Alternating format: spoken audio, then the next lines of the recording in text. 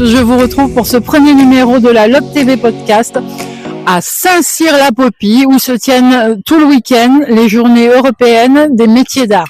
Alors vous allez voir, le LOT c'est aussi du savoir-faire et on va partir à la rencontre de tous ces artisans d'art qui vont nous montrer leur travail, nous parler de leur passion. Suivez-moi. Cette année, plus encore, la cinquantaine d'exposants artisans d'art invités au salon avaient le cœur à l'ouvrage et souhaitaient montrer le savoir-faire de leur production. Chaque pièce réalisée est un exemplaire unique. L'artisan d'art, quelle que soit sa spécialité, excelle d'énergie et de créativité.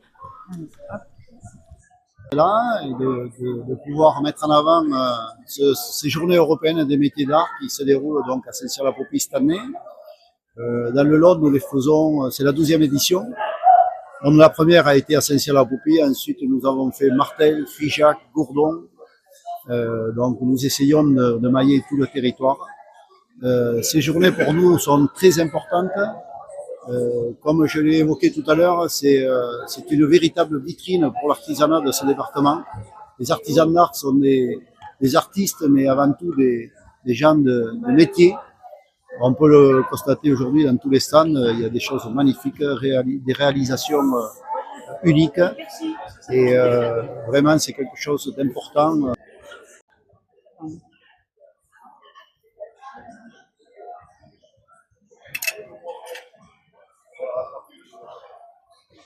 là, vous chauffez la matière. C'est ça, pour lui donner la forme.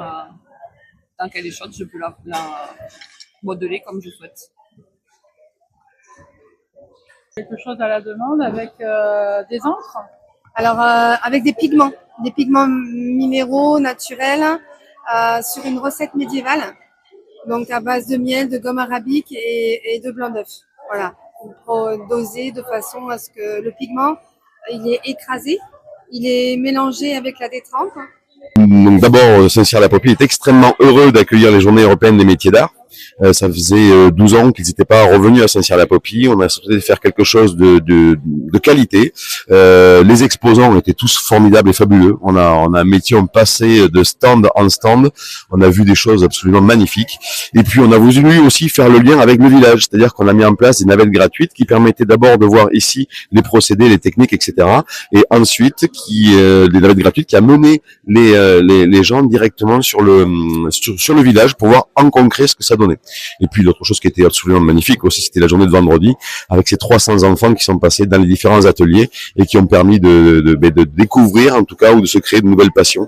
Et là nous en sommes extrêmement fiers parce que ça partait de la maternelle, parce que nous sommes allés faire donc des ateliers dans les maternelles, du primaire, collège et jusqu'à lycée, de Cahors, Figeac, Vallée du Lot, Vallée du Célé. Donc on a eu vraiment beaucoup de monde et on en est très fiers.